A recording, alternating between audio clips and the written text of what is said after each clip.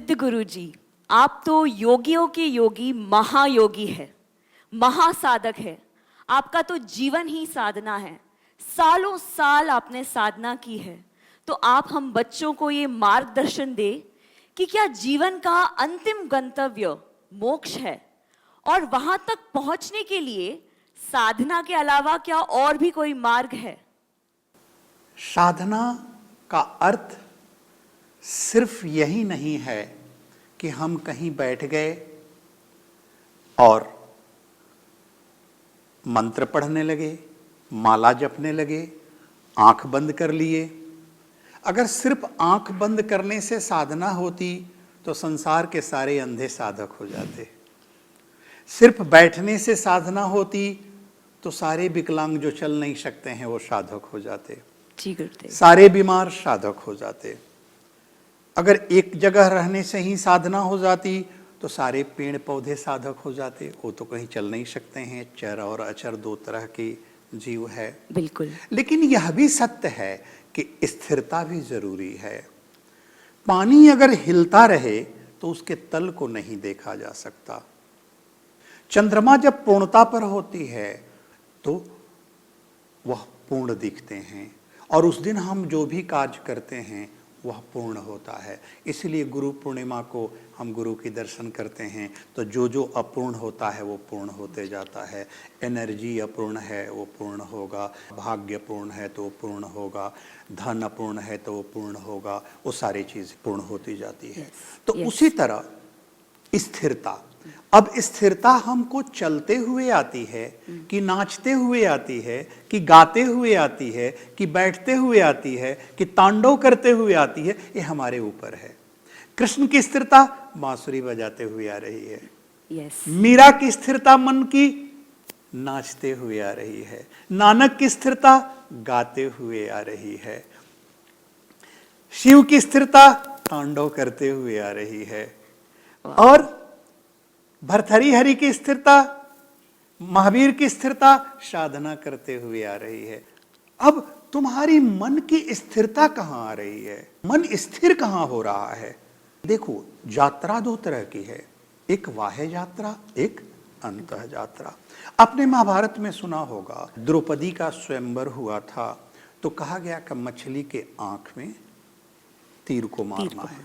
तो सारे वीरों को क्या दिखता था? किसी को मछली दिखती थी, किसी को चक्र दिखता था, किसी को पानी दिखता था, किसी को कुछ दिखता था, किसी को कुछ दिखता था। गुरु ने भी, द्रोण ने भी जब परीक्षा ली थी तो सबको यही दिखता था। अर्जुन को क्या दिखता था?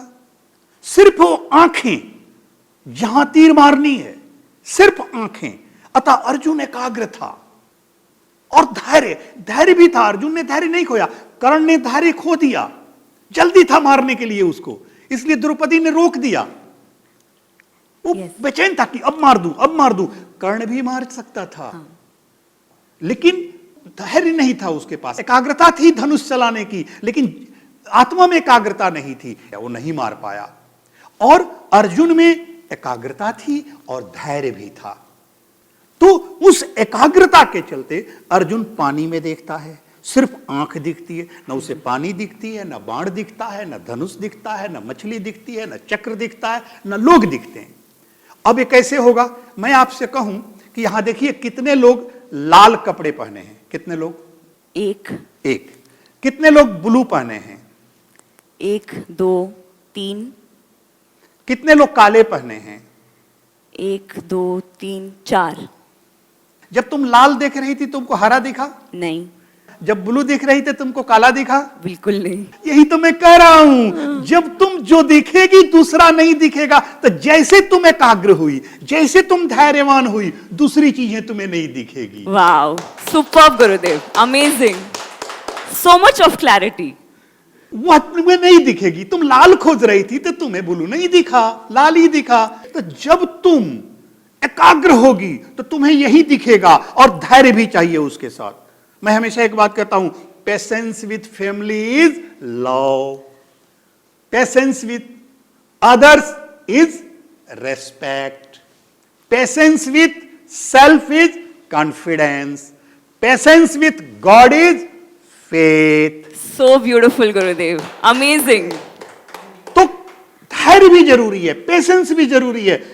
अगर हम पेशेंस लूज करते हैं तो पेशेंट हो जाते हैं। तो अर्जुन में धैर्य भी था। वहां कृष्ण कहते हैं कि अब कोई नहीं मार सकता है, कोई नहीं है जो वीर इस मछली को भेद सकता है आंख को।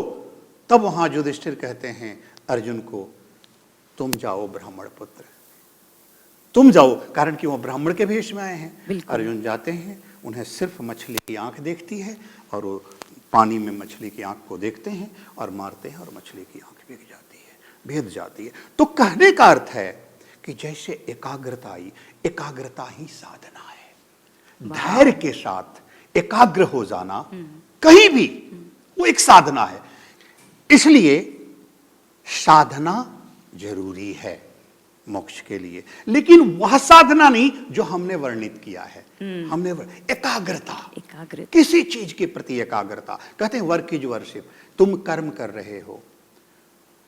तुकाराम जी मट्टी सानते थे, घड़ी बनाते थे, बनाते बनाते मोक्ष को उपलब्ध हो गए। रविदास जूता सीते थे, एकाग्रता से सीते गए, सीते सीते सीते सीते मोक्ष को उपलब्ध हो गए। नानक गाना गाते थे, गाते गाते परमात्मा हो गए। मीरा नाचती थी, नाचते नाचते भगवान में समा गई, मोक्ष पा गई। महावीर त्याग करते करते करते करते मोक्ष को उपलब्ध हो गए। बुद्ध बोलते बोलते मोक्ष को बुद्धत्व पा गए। हनुमान भक्ति करते करते पा गए। सबरी डगर बहारते बहारते और चूठी बैर खिलाते खिलाते मोक्ष को पा गई। जटायु लड़ते लड़ते रावण से सीता को बचाने में मोक्ष को पा गया। तो अलग अलग उदाहरण है, अलग अलग चीजें हैं, कहाँ कोई एक रास्ता से पाया है। एकाग्रता से, धैर्य के साथ, ईमानदारी के द्वारा, आध्यात्मिकता के साथ, पवित्रता और सत्यता से करते हुए कार्य अगर हम आगे बढ़ें और मोह का क्षय हो जाए, अटैचमेंट न हो, हम उससे के साथ अगर आगे बढ़ते रहें तो मोक्ष को प्राप्त करें। वाओ, सो ब्यूटीफुली एक्सप्लेन गुरुदेव। एकाग्रता, ये हम युवाओं के लिए सबसे बड़ा मैसेज है जो हम अपने जीवन में कहीं ना कहीं खो रहे हैं। और आपसे जो ये ज्ञान मिला है, हमें एक लक्ष्य मिला है कि बस एकाग्र होकर एक चीज पर ही सही चलते जाना और तुम पालोगे। Thank you so much Gurudev, thank you so much.